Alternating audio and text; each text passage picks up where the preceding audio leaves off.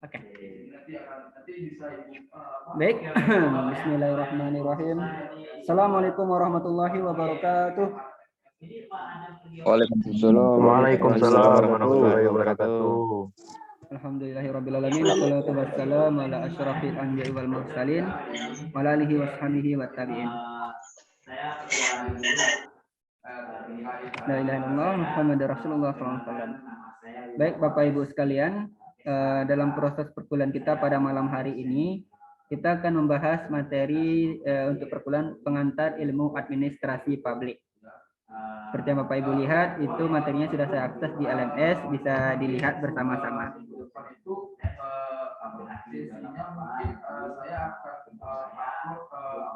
Baik, ini dia.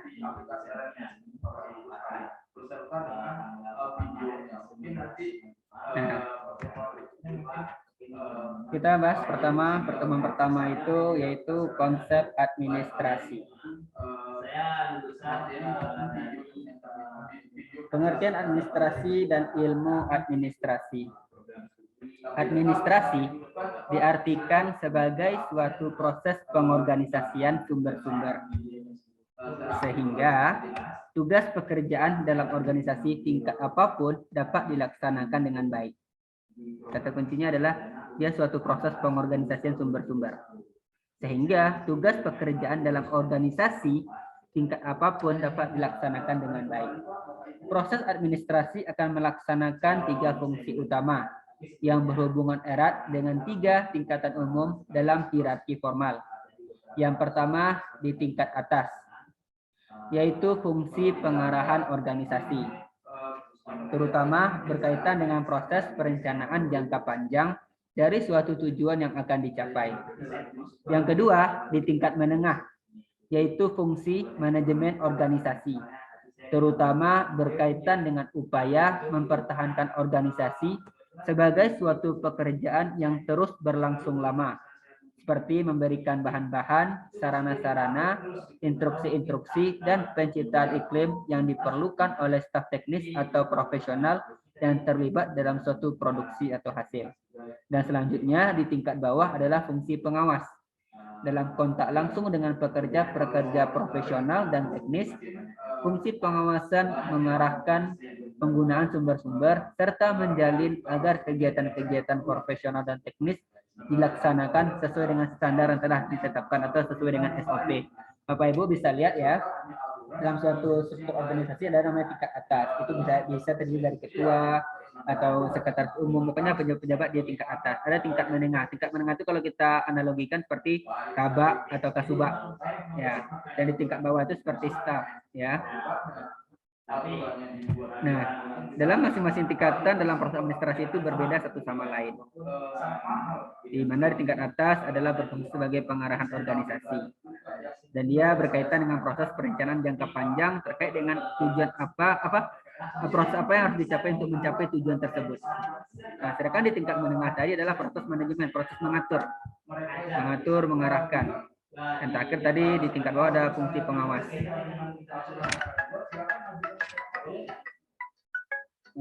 Baik, kita lanjut. Ketiga tingkatan ini saling berkaitan, memiliki derajat saling berhubungan secara positif dan mempunyai fungsi yang berbeda-beda, seperti beragamnya organisasi dari berbagai jenis dan ukuran.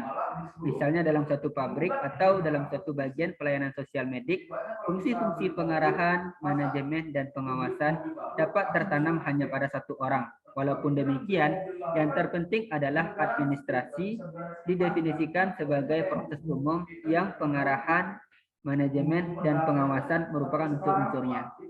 Nah, kata kuncinya itu satu lagi, administrasi didefinisikan sebagai proses umum yaitu pengarahan, manajemen, dan pengawasan merupakan unsur-unsurnya. Sebagai suatu metode, administrasi berlangsung dalam organisasi formal, yaitu suatu unit sosial yang dibentuk untuk tujuannya mencakup unsur-unsur konflik dan unsur-unsur perubahan. Organisasi dengan struktur formalnya, kelompok-kelompok sosial, lingkungan sosial, sumber-sumber, dan tujuan-tujuan merupakan bahan dasar seorang administrator bekerja. Tugas seorang administrator adalah melaksanakan pekerjaan melalui proses pengorganisasian sumber-sumber dalam rangka mencapai tujuan tersebut. Adapun keterlibatan administrator dalam masalah administrasi dilaksanakan dengan dua cara. Yang pertama adalah mengawasi sumber-sumber lembaga dan bertanggung jawab dalam mengorganisasikannya. Yang kedua, karena lembaga publik merupakan unit organisasi dan administrator merupakan bagian dari unit tersebut. Administrator tidak boleh melakukan kegiatan hanya untuk dirinya sendiri. Hal ini karena adanya saling kebergantungan yang tidak dapat dihindarkan antara organisasi dan individu. Fungsi khusus administrator dalam menampilkan peranannya dibedakan dari fungsi organisasional seorang administrator, yaitu mempertahankan dan mengembangkan organisasi atau bagian khusus dari organisasi sebagai kegiatan yang berlangsung terus-menerus. Selanjutnya, untuk memudahkan pemahaman Bapak Ibu, disajikan beberapa definisi kerja dari beberapa istilah yang berkaitan dengan administrasi. Yang pertama, administrasi adalah proses yang keseluruhan kegiatan organisasi diarahkan pada pencapaian tujuan antara dan tujuan akhir, goal and objective. Yang kedua, administrator adalah anggota organisasi yang tugas utamanya melancarkan proses pencapaian tujuan organisasi. Petugas lembaga publik, walaupun tugasnya dapat meliputi unsur administrasi. Bukan administrator dan bukan pula pegawai biasa, tetapi pegawai senior yang merupakan administrator atau pejabat organisasi. Yang ketiga, sistem pimpinan atau executive system adalah serangkaian posisi tempat organisasi diadministrasikan. Hal ini terlihat jelas dalam organisasi yang sangat ditonjolkan. Misalnya dalam departemen pemerintah yang bidang kekuasaan setiap jenjangnya dengan jelas ditentukan. Pada organisasi-organisasi yang kurang birokratis, hal itu tidak jelas terlihat. Misalnya pada lembaga-lembaga publik. Walaupun petugas lembaga publik merasa perlu mempertimbangkan banyak unsur serta adanya pertanggungjawaban pada setiap tingkatan, banyak bukti menunjukkan adanya struktur organisasi yang terdiri atas serangkaian hubungan manajerial dan terus-menerus yang disebut sebagai hierarki pimpinan. Yang keempat, pimpinan atau eksekutif adalah pemegang posisi di tingkat teratas dari struktur formal. Misalnya direktur umum, kepala kantor wilayah, dan lain-lain. Inilah suatu posisi yang kekuasaan administratif secara menyeluruh dibebankan kepadanya, dan dari sinilah mengalir kegiatan administratif yang paling luas. Salah satu hal yang sangat penting dari semua ciri yang selama ini dikemukakan sebagai karakteristik organisasi yang tidak diragukan lagi, bahwa organisasi tersusun dari orang-orang. Apapun sarana yang dipergunakan oleh administrator, selalu ada komponen utama dari bahan mentah administrator, yaitu orang dan pekerjaan. Orang-orang akan selalu memiliki perasaan mengenai diri dan pekerjaan. Hal ini akan mempengaruhi cara mereka dalam berfungsi. Kriteria utama suatu efisiensi dalam setiap organisasi adalah apakah mereka dapat memberikan kemampuan pada organisasi, yaitu sebagai sekelompok orang yang bekerja secara bersama-sama untuk melaksanakan pekerjaan yang lebih baik. Jadi, dalam setiap organisasi, administrasi merupakan proses pemecahan masalah dan proses pemberian kemampuan. Nah, detelik dari sejarah, ilmu administrasi adalah salah satu cabang ilmu sosial yang paling muda. Jadi dari segala ilmu sosial yang muncul, ekonomi, sosiologi, budaya, ilmu administrasi adalah ilmu yang paling muda lahir, paling terakhir. Lahir pada akhir abad ke-19. Henry Fayol adalah seorang sarjana Prancis yang pertama melihat adanya prinsip-prinsip universal yang berlaku secara universal ya, yang berlaku bagi administrasi yang manapun dan dimanapun. Henry Fayol membawakan pengertian administrasi, administration yang umum berlaku di dataran Eropa kontinental, di kalangan bangsa Italia, Spanyol, Perancis, Jerman, Belgia, Belanda, dan sebagainya. Adapun di Inggris dan negara-negara bekas jajahan Inggris, termasuk Amerika Serikat, pengertian semacam itu tidak ada. Yang mirip-mirip adalah manajemen. Jadi kalau orang-orang Eropa, ya, itu tuh mengenal istilah administrasi. Tapi kalau orang-orang yang tadi bekas jajahan Inggris, seperti Amerika Serikat, itu mereka tidak mengenal kata administrasi, tapi mereka mengenal kata manajemen. Oleh karena itu, buku Henry Fayol, Administration Industrial et Generet, diterjemahkan ke dalam bahasa Inggris menjadi Industrial and General Management. Suatu terjemahan yang jelas bagi orang Inggris tetapi membingungkan bagi kita di Indonesia yang menganut pandangan Eropa kontinental sebagai bekas jajahan Belanda. Istilah administrasi pertama kali diperkenalkan di Perancis oleh Henry Fayol pada tahun 1916 tadi dalam bukunya Administration Industrial and General, yang kemudian diterjemahkan dalam bahasa Inggris dengan judul General and Industrial Management. Nah, selanjutnya istilah ilmiah manajemen pertama kali diperkenalkan oleh Frederick Winslow Taylor di Amerika Serikat pada tahun 1889 melalui gerakan manajemen ilmiah. Taylor menerbitkan buku yang berjudul The Principles of Scientific Management yang diterbitkan pada tahun 1911. Memang kalau kita lihat ternyata lebih dulu dong Amerika Serikat gitu kan, yaitu oleh Pak Frederick Winslow Taylor. Tapi memang istilah administrasi itu dipergunakan oleh Henry Fayol terlebih dahulu. Memang antara orang Amerika menerjemahkan administrasi itu menjadi manajemen. Nah, jadi ada perbedaan. Cuman Bapak Ibu sekalian itu tidak menjadi suatu pokok perdebatan ataupun pembahasan yang terlalu berbelit-belit. Karena memang setiap negara, baik itu negara bagian Eropa maupun negara bagian Amerika dan Inggris, memiliki budaya yang berbeda-beda satu sama lain. Jadi sehingga pembahasan konsep mereka pun memiliki bahasanya tersendiri. Nah, cukuplah kita bangsa Indonesia menggunakan bahasa asing tersebut yang telah dikembangkan. Istilah administrasi Latin administrare berarti memberikan pelayanan kepada. Dia melayani berarti memberikan pelayanan kepada seorang, ya. Inggris administration to administer yaitu mengelola atau menggerakkan. Sedangkan dalam bahasa Belanda adalah administratif. Berarti tata usaha, manajemen organisasi, dan manajemen sumber daya. Perkataan administrasi berasal dari bahasa Yunani, administrare, yang bermakna melayani, membantu, dan memenuhi. Dalam bahasa Inggris dikenal pula perkataan administration yang sebenarnya juga berasal dari bahasa Yunani. Ade yang berarti intensif dan administrare yang berarti melayani. Secara etimologis dapat disimpulkan bahwa administrasi berarti melayani secara rapi dan sempurna. Adapun administrasi dalam arti sempit dimaksudkan sebagai tata usaha atau office work, yakni pekerjaan-pekerjaan yang berhubungan dengan surat menyurat, dokumentasi, pendaftaran atau registrasi, dan soal-soal kearsipan.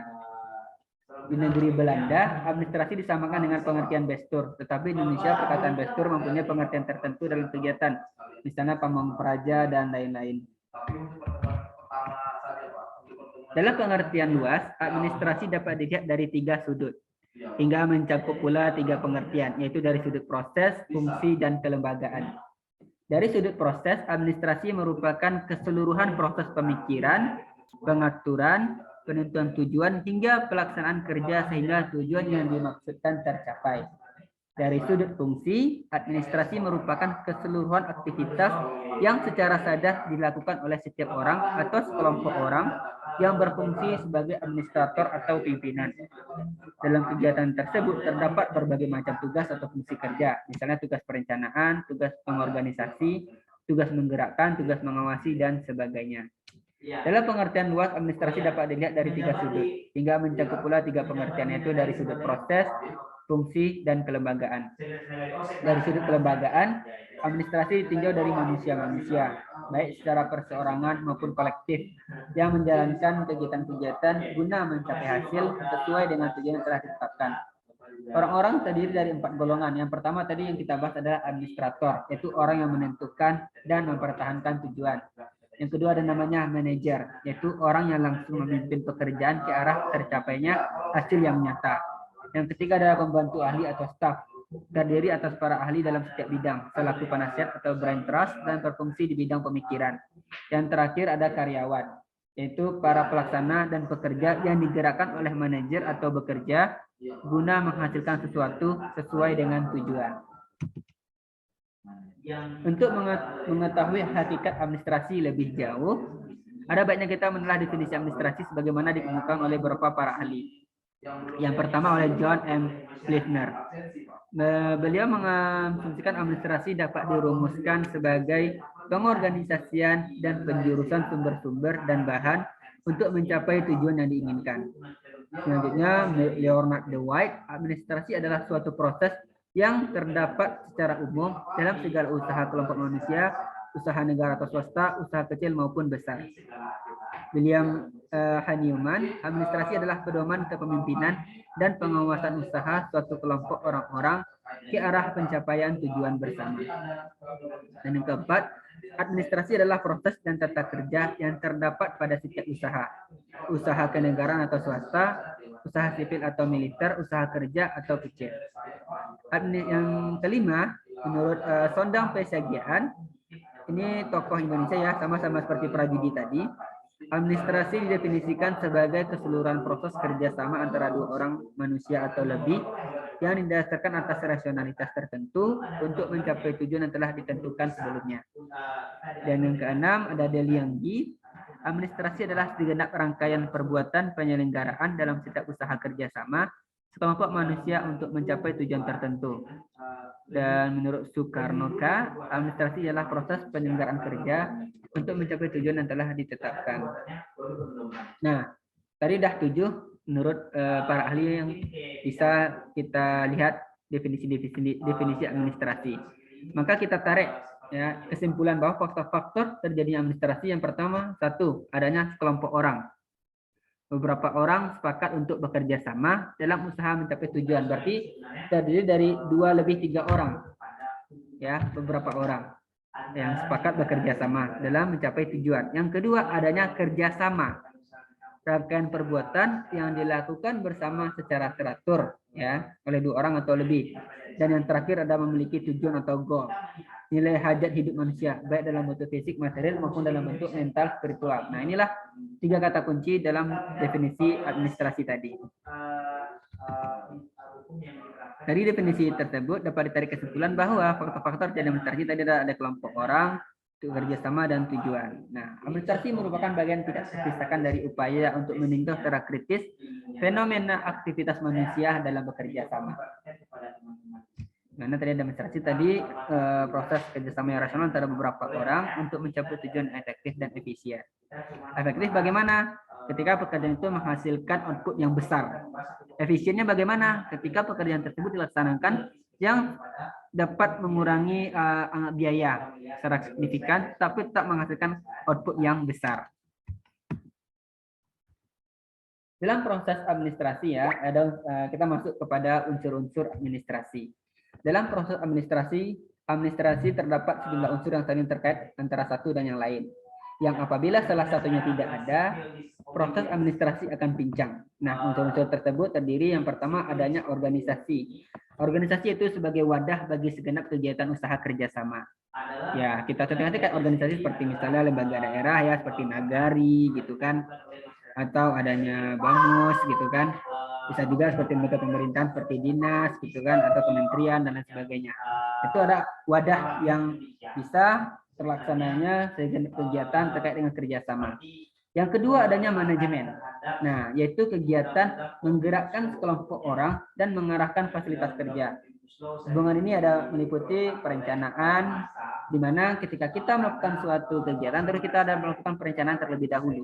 Nah, dalam perencanaan ini tentu berjarak misalnya sebulan, 2 bulan, malah 1 tahun sebelum kegiatan yang akan kita laksanakan. Kita pikirkan secara matang, program itu akan dilaksanakan seperti apa dan bagaimana, konsepnya seperti apa, dilaksanakan di mana, target pesertanya berapa, output yang diharapkan apa.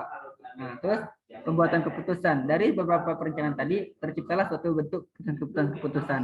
Nah, keputusan tersebut dipilih, ditelaah mana yang cocok, yang baik untuk dilaksanakan. Adanya proses pembimbingan. Jadi ketika program tersebut dijalankan, itu adanya berlaksana sebagai pembimbing yang mengarahkan. Nah, itulah tadi para atasan atau administrator maupun manajer. Yang kedua ada proses pengorganisasian, di mana antara divisi satu dengan divisi yang lain atau antara orang satu dengan orang lain tentu butuh pengarahan. Nah, disinilah peran koordinasi, di mana antara satu dengan lain ada saling koordinasi untuk berkomunikasi dalam melaksanakan kerjanya.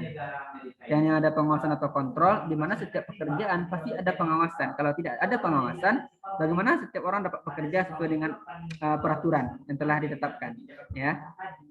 Jadi ada malah mungkin bapak-bapak juga pernah mendengar Dan terakhir ada penyempurnaan dan perbaikan tata struktur dan tata kerja. Maaf, bagaimana suaranya Bapak Ibu? Apakah jelas? Jelas, Pak. Oke, kita lanjut ya. Baik. Banyak bising dari suara-suara lain, Pak. Oh iya Pak.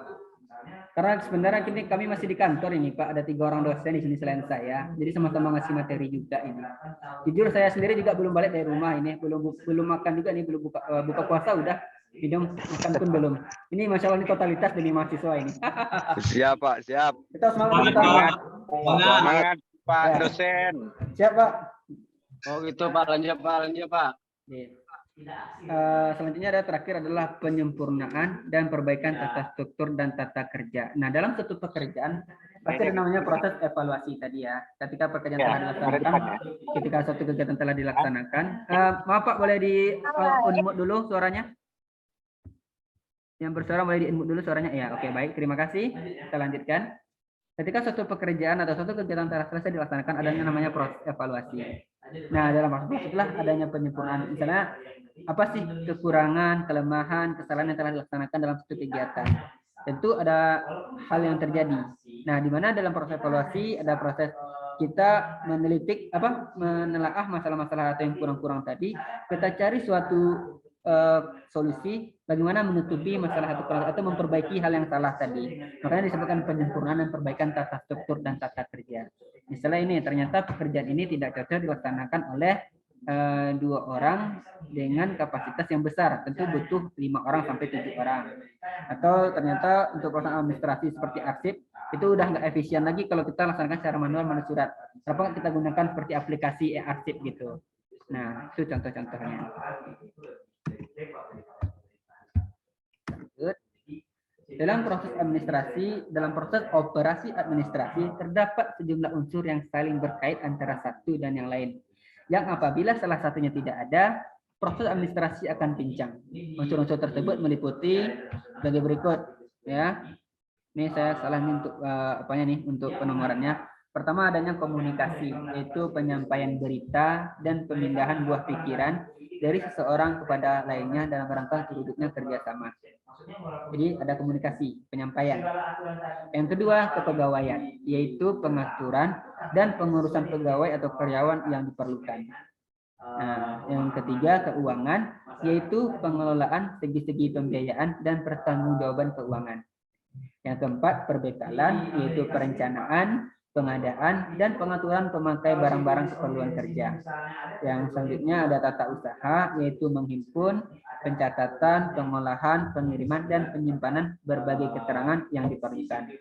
Yang terakhir hubungan masyarakat, yaitu perwujudan hubungan yang baik dan dukungan dari lingkungan masyarakat terhadap usaha kerjasama. Nah, itu tadi terkait dengan administrasi kita. Nah, apa sih hikmah kita pandai dalam administrasi, kita pandai dalam manajemen, kita pandai dalam kepemimpinan? Biasanya seseorang terdorong mempelajari ilmu karena menyadari ada faedah atau hikmahnya. Demikian juga ilmu administrasi dipelajari karena mengandung hikmah yang besar dalam memajukan kesejahteraan hidup manusia. Apabila seseorang memiliki ilmu, berarti orang itu memiliki kelebihan rohaniah. Dalam Al-Quran dijelaskan ketidaksamaan orang-orang yang berilmu dengan orang-orang yang tidak berilmu. Nah, di mana derajat orang berilmu itu lebih tinggi. Manusia didorong untuk meraih ilmu pengetahuan. Dengan kelebihan dalam suatu cabang atau beberapa cabang ilmu, seseorang akan memiliki kelebihan atau keterampilan dalam bidang pengetahuan tersebut. Demikianlah orang-orang yang memiliki kelebihan dalam ilmu administrasi, manajemen, dan kepemimpinan diharapkan pula memiliki kebolehan dalam praktiknya. Kenyataan menunjukkan bahwa teori-teori yang didapat dari hasil studi sangat menolong manusia dalam mempraktekkan sesuatu. Oleh karena itu diharapkan penuntut-penuntut ilmu bidang administrasi setelah memiliki teori-teorinya akan lebih mudah melaksanakan kegiatan administrasi, manajemen, dan kepemimpinan. Dengan menerapkan pengetahuan administrasi dan manajemen dalam kegiatan usaha dapat diperoleh sejumlah hasil.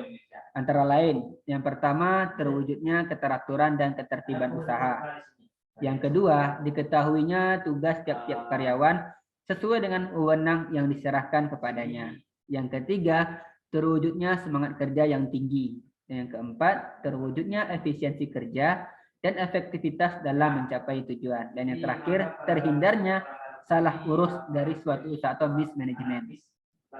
Ilmu ini dirumuskan untuk memperbaiki keadaan manusia supaya bertambah hari, bertambah maju dan sejahtera. Oleh karena itu, dengan menerapkan ilmu ini, diharapkan keadaan suatu lingkungan bertambah baik. Lingkungan keluarga, lingkungan usaha dan pekerjaan tingkat negara dan pemerintahan nasional dan tingkat internasional dapat ditata dan dikelola dengan baik. Pertama, jelas bahwa tidak satu usaha pun yang dapat bertahan lama dan menjangkau sasaran apabila tidak dihayati dengan administrasi dan praktek manajemen yang tepat, baik yang menyangkut tujuan-tujuan ekonomi, sosial, politik, maupun keagamaan. Administrasi dan manajemen memberikan efisiensi dan efektivitas kepada usaha-usaha manusia. Pengetahuan ini mendorong manusia memperhatikan daya imajinasi, ramal-ramal dan pandangan-pandangan yang jauh ke depan untuk mengadakan perbaikan dan penyempurnaan. Ilmu ini juga mendorong manusia mempergunakan kesempatan-kesempatan yang ada dan menggali berbagai kemungkinan sehingga dapat memberikan masa depan yang cerah, merangsang pendayagunaan kekuatan-kekuatan diri dan lingkungan untuk keberhasilan bersama. Dengan demikian, administrasi dan manajemen yang disertai dengan kepribadian yang luhur dapat mengantarkan manusia ke jenjang kemajuan, keserasian, keselarasan, keseimbangan, kesejahteraan, dan kebahagiaan. Baik, itu tadi materi kita pada malam hari ini terkait dengan materi pengantar ilmu administrasi publik, ya. Ini kan cuman dia memberikan baik, Bapak Ibu, itu materi kita pada malam hari ini. Nah, silakan jika ingin berdiskusi. Bapak Ibu, ada paham apa itu konsep administrasi? Boleh saya tes satu-satu nih? Jadi ada beberapa Boleh, Pak. Oke, siap. Langsunglah Pak John Henry. Kalau dari yang saya terangkan tadi, menurut Bapak pribadi ya, ini menurut Bapak pribadi ya, apa itu administrasi? Kalau menurut saya Pak, administrasian tuh untuk melancarkan satu pekerjaan Pak, supaya tertata rapi dan terstruktur. Misalnya kayak loket pendaftaran. Contohnya Pak. Bisa. Oke, baik. Terima kasih Pak John Henry. Oke Pak, sama-sama Pak. Ya. Ada lagi yang memberikan pendapatnya tentang apa itu administrasi?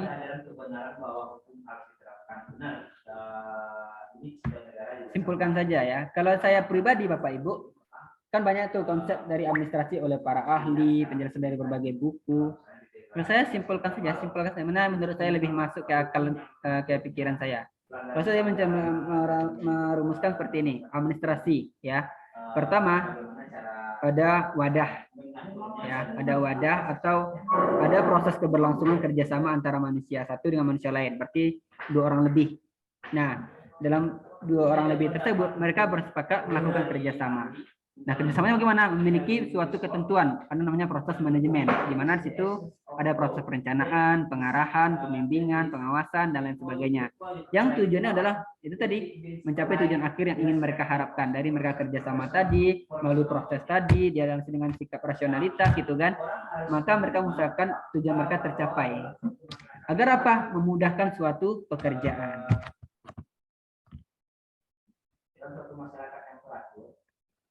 Ada tanggapan Bapak Ibu sekalian? Izin Pak, mau bertanya Pak. Ya silakan Pak Isman. Masya Allah, Pak Isman lagi nih. Assalamualaikum Pak. Waalaikumsalam. Sehat Pak? Insya Allah sampai malam ini masih sehat Pak. Di sini Pak, sepanjang Pak ya uraikan tadi, Ya. jadi administrasi adalah suatu langkah kerjasama Ya. Jadi di sini yang kita tanyakan, apakah di dalam administrasi itu harus mempunyai satu visi dan misi? Nah, jadi apakah ya harus mempunyai satu misi dan misi antara yang satu orang dengan yang lainnya. Oke, baik. Kalau seandainya awalnya mempunyai satu visi dan misi dan pas pertengahan jalan visi dan misi tersebut berbeda, apakah itu masih layak dikatakan administrasi yang baik? Saja dulu Pak. Terima kasih. Assalamualaikum warahmatullahi wabarakatuh. Waalaikumsalam warahmatullahi wabarakatuh. Apakah dalam administrasi itu diperlukan visi misi? Nah, nanti sebenarnya ada dalam perkembangan mata kuliah berikutnya, ya di semester berikutnya. Jadi ada suatu lingkaran Bapak Ibu. Konsep lingkup administrasi publik itu. Jadi ada administrasi, ada manajemen, ada di luarnya lagi organisasi. Ya, ada organisasi, manajemen dan administrasi. Jadi memang dalam proses dalam administrasi memang ada organisasi, ada wadah tadi seperti yang dijelaskan dalam materi teritori yang telah kita bahas dari buku dan juga dari para ahli. Nah, apakah harus ada visi misi? Jelas. Kenapa? Karena tadi ada beberapa orang yang bekerja sama. Bekerja samanya apa? Untuk mencapai tujuan. Kalau mereka bekerja sama untuk mencapai tujuan, berarti mereka memiliki visi yang sama. Contoh sederhana simpel. Ketika misalnya ya, nih ada pemimpin antara calon wakil gubernur atau calon presiden. Oke, presiden lah contohnya ya. Presiden A dan presiden B. Tentu memiliki visi misi yang berbeda. Jelas ya? Karena mereka memang memiliki cara konsep sendiri bagaimana untuk memajukan Indonesia. Tapi apakah mereka memiliki visi yang berbeda? Jelas mereka memiliki visi yang berbeda, tapi tujuan mereka sama. Cuman apakah mereka memiliki pendukung? Jelas mereka punya pendukung. Di mana mereka dari satu visi sama saling bekerja sama. Kalau mereka berbeda visi misi, apakah mereka bisa dikatakan masuk dalam administrasi? Saya katakan kalau mereka memiliki visi misi yang berbeda, tentu mereka nggak bisa bekerja sama. Karena arahan pandangan mereka berbeda. Tentu mereka akan berkumpul berkelompok pada orang yang memiliki visi misi yang sama. Contoh ya, seperti data tentu berbeda visi misi antara dinas pertanian dengan dinas SDM, energi sumber daya mineral. Tentu memiliki visi. Misalnya orang ingin tergabung di dinas SDM nih, atau dinas pertanian. Yang pertanian berfokus bagaimana untuk mengajukan pertanian atau Kementerian Pertanian nih. Mengambil mata kuliah pertanian gitu kan, ingin bagaimana supaya bergabung nanti PNS masuk ke Kementerian Pertanian untuk mengajukan bagaimana pertanian Indonesia. Tentu berbeda dengan orang yang mengambil jurusan teknik dan lain sebagainya untuk maju ke bidang ESDM. Nah, makanya kalau saya katakan apakah mungkin mereka terjadi administrasi? Ya, kalau mereka tergabung dalam satu wadah tidak mungkin karena mereka memiliki visi misi yang berbeda. Karena dari dalam administrasi dari definisi adanya wadah, adanya organisasi. Tapi lebih jelasnya adalah administrasi itu Pak memiliki banyak sekali pengertian makna. Ada 7 tadi para ahli kita lihat itu berbeda-beda mereka mendefinisikan administrasi. Kalau kita kaitkan administrasi dalam segi, kalau kita masukkan administrasi dalam segi tata cara pencapaian tujuan atau konsep atau suatu teknis, ya bisa saja masuk gitu. Itu dalam proses pelaksanaan. Tapi kalau kita arahkan dia dalam proses pengorganisasian manusia itu berbeda lagi. Seperti itu ya, Bapak Ibu. Ya, demikian. Mungkin ini kan wawasan saya nih. Nah, jika Bapak Ibu yang memiliki wawasan lebih atau memang memiliki pemahaman yang berbeda, boleh sampaikan. Kita sharing bersama. Ya baik Pak, izin menanggapi Pak. Nah, silakan Pak Raffi Dirga Maulana. Ya Pak, tadi kan mengenai pertanyaan dari Bapak Isman. Ya. Jadi sebenarnya itu tuh terkait dengan pendefinisiannya saja Pak. Jadi administrasi ini kan persoalannya suatu kegiatannya. Kalau persoalan administrasi publik sebagai contoh, itu tuh fokus ke ilmu sosialnya, mungkin itu Pak. Jadi kalau administrasi suatu penataan atau pengelolaan suatu organisasi untuk mencapai tujuan bersama secara apa ya, secara definisinya Pak. Tapi kalau fokus ke bidang keilmuannya, misalkan administrasi publik, mungkin itu tuh memang fokus ke arah ekosistem atau apa sosialnya. Oke, baik. Terima kasih kepada Pak Raffi. Nanti untuk pembahasan konsep ini kan kita masih pertemuan pertama ya Bapak Ibu. Jadi kalau pertemuan pertama itu kita nanti memang bahas fokus tentang administrasi. Nanti di pertemuan kedua kita akan membahas tentang apa itu administrasi publik, ruang lingkupnya, terus unsur-unsurnya. Jadi ada beda antara administrasi dengan administrasi publik. Nah, terus nanti di pertemuan ketiga dan keempat nanti adalah kita membahas tentang sejarah, paradigma, bahkan hubungan antara administrasi publik dengan ilmu administrasi dengan ilmu sosial lainnya. Nah, cuman itu tadi tanggapan untuk jawaban Pak Isman. Ada jika ada yang memberikan tanggapan, silakan.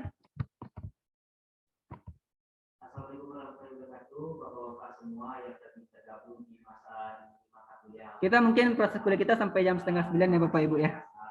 Saya nggak bisa lama-lama. Karena nanti kita lanjutkan dalam diskusi. Saya akan buat nanti diskusi di LMS, diskusi saja. Jadi proses berlangsungan kuliah kita di LMS itu. Ya, sebenarnya kan kita kan harusnya kan sampai jam 9:30 ya.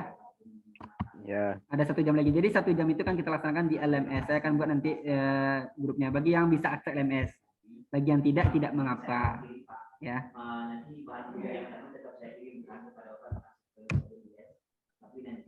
Siap Bapak, kita LMS. Oke. Jika ada tanggapan silakan Pak.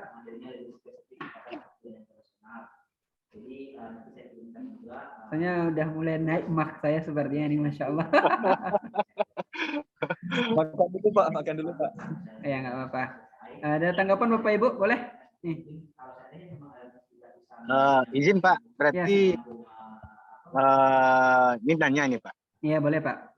terkait perkuliahan. Berarti administrasi publik ini yang pertama ini, boleh saran ini ya Pak ya? Ini boleh saran. Boleh. Karena kami kalau bisa Pak pembagian ini, kalau menurut saya usul ya, mana kalau yang lain setuju atau enggak tahu juga. Kalau bisa materi 2 sampai materi selanjutnya kita diskusi, kita bagi kelompok Pak, terkait dengan masing-masing topik atau materi itu dibagi masing-masing mahasiswa misalnya, agar lebih interaktif gitu Pak. Ini saran lah Pak, kalau yang lain setuju alhamdulillah, kalau enggak nggak masalah Pak. Ini itu Pak. Masya Allah. Saya senang dengan usulan Pak Asnil karena memudahkan kerja dosen. Cuman memang memang begini Bapak Ibu, saya juga mempertimbangkan waktu itu kan apakah akan dibentuk kelompok untuk materi selanjutnya, tapi karena memang jangka jarak Bapak Ibu ini kan jauh-jauh ini, berbeda satu sama lain. Malah mungkin Bapak Ibu satu sama lain belum saling kenal ya. Nah, memang selain itu nanti kalau saya pun berikan tugas kelompok, saya nggak ingin yang kerja itu hanya 1-2 orang atau hanya 1 orang saja. Cuma nantilah kita sepakati nanti di grup bagaimana nanti prosesnya. Karena beda kalau kelas reguler. Kalau kelas reguler kan wajib datang ke kampus. Nah, bisa saya bagi kelompoknya. Tapi kalau Bapak Ibu kan online ini, nggak mungkin dong Bapak Ibu kejar-kejar dari Solok Selatan, dari Payakumbuh atau dari Padang ke Bukit Tinggi untuk pertemuan tiap harinya gitu kan. Nah, apalagi Ya Pak, kita ikut aja Pak, gimana baik. Oke, siap. Nanti kita bisa diskusikan, nanti kalau memang sepakat kita bawa kelompok boleh. Cuman untuk pertemuan 1-2 memang saya fokus untuk saya memberikan. Tapi kalau nanti ada kita diskusi buat untuk materi pembangunan kelompok, bisa kita usulkan di grup. Kalau sepakat semua kita bagi. Kalau tidak ya saya lanjutkan dengan sistem seperti ini. Seperti ini aja Pak. Ya, kenapa Pak Genta? Ikut aja Pak. Oke, siap. Baik Bapak Ibu, mungkin kita akhiri dulu proses perkuliahan kita pada malam hari ini. Ya Bapak Ibu ya. Kita akan lanjutkan, saya akan buat linknya di LMS untuk diskusi. Nanti ingat, kunci utama dalam mata kuliah saya adalah keaktifan. Jadi misalnya nanti nih, misalnya nih Pak Bu Sylvia, kita apa dulu? Ya. Bu Sylvia, matikan dulu suaranya Bu Sylvia. Oke. Nah, jadi maaf. Matikan dulu suaranya Bu Sylvia. Ya. Terima kasih. Baik. Dan ketika saya menyatakan bahwa keaktifan menjadi kata kunci utama, maka diharapkan Bapak Ibu aktif dalam grup diskusi kita nanti. Contoh misalnya kalau Pak Rama atau Pak Ade Saputra atau Pak Asnil Mardin bertanya ya. Nah, wajib bagi mahasiswa lain untuk memberikan jawaban tanggapan. Karena siapapun yang bertanya, yang menjawab akan saya tandai, akan ada nilai poin plus. Saya lebih mengutamakan nilai keaktifan. Kenapa begitu? Kalau saya utamakan nilai ujian kita juga online. Ujian online ya bisa dilihat di buku, bisa dilihat di internet gitu kan. Dasarnya nggak dapat. Tapi kalau dalam proses diskusi saya bisa paham, oh ternyata mahasiswa ini pahamnya udah sampai 85%. Ada yang pahamnya sampai 90% gitu. Oh, ada yang memang aktifnya luar biasa gitu. Dia terus menggali ilmu ini ya. Itu Masya Allah itu sangat dihargai oleh dosen. Nah, baik mungkin seperti itu ya Bapak Ibu ya untuk proses perkuliahan kita. Jadi harap juga kerjasama. Dan ingat Bapak Ibu semua, saya tidak lebih pintar daripada Bapak Ibu. Cuman ya memang inilah bidang ilmu saya. Dan nanti jika ada referensi tambahan dari Bapak Ibu nih yang misalnya punya penambahan dari buku ataupun dari PDF dan segala macam softfile materi, boleh di-share ke grup. Nanti boleh diskusikan, Pak, ini materi kayaknya asik nih Pak untuk kita diskusikan Pak, karena cocok gitu ya. Oh ya mungkin mohon maaf juga saya belum bisa men-share RPS, karena RPS-nya memang belum selesai, belum diedit, karena Masya Allah beban tugas kosan juga banyak, tugas tambahan, jadi ya kelang kabut juga, luar biasa memang Masya Allah. Jadi insya Allah saya usahakan minggu ini selesai RPS dan bisa saya share. Jadi untuk insya Allah materi konsep pertama kita minggu ini adalah konsep administrasi. Untuk minggu depan kita akan membahas tentang administrasi publik, baik dari segi definisi konsep, ruang lingkup, dan unsur-unsurnya. Baik, itu mungkin ya Bapak Ibu semua sekalian ya. Siap, Pak. Oke, baik. Oke, mohon maaf Bapak Ibu semua sekalian. Terima kasih atas partisipasinya dalam proses perkuliahan ini. Terus aktif, terus semangat Bapak Ibu. Karena nama juga ini kelas negari, kelas khusus ya. Jadi memang diharapkan partisipasi Bapak Ibu. Jangan sampai mundur tengah jalan gitu. Karena sayang gitu kan, membuang waktu juga. Kan ada membuang uang. motonya, Pak. Apa ya? Kelas nagari, dari nagari, untuk nagari, menuju negara. Masya Allah. Terima kasih. Luar biasa. Pak Wali, sehat Pak Wali. Ya. Semangat Pak Wali. Bagi Bapak Ibu yang misalnya memang belum punya gelar gitu kan, terutama SMA dulunya bisa menambah gelar di sini. Bagi Bapak Ibu yang udah S3, S2, S1 bisa menambah gelarnya lagi. Amin. Amin. Target S2, Pak. Ah, Target S2. target S2, Masya Allah, Insya Allah bisa Pak. Oke, Bisa baik. teknik ngajar juga. Kayak Pak Wahid. Wah, Masya Allah. Pak Asmi merendah ini. Baik, terima kasih Bapak Ibu sekalian. Saya akhiri, mari kita akhiri dengan hamdalah. Alhamdulillah. Alhamdulillahirrahmanirrahim. Kita akhiri. Assalamualaikum warahmatullahi wabarakatuh. Waalaikumsalam warahmatullahi wabarakatuh. Terima kasih. Ya, Amin. Kawan-kawan. Pak Wahid, Pak Wali, semua ibu-ibu apa-apa. Iya, jangan lupa.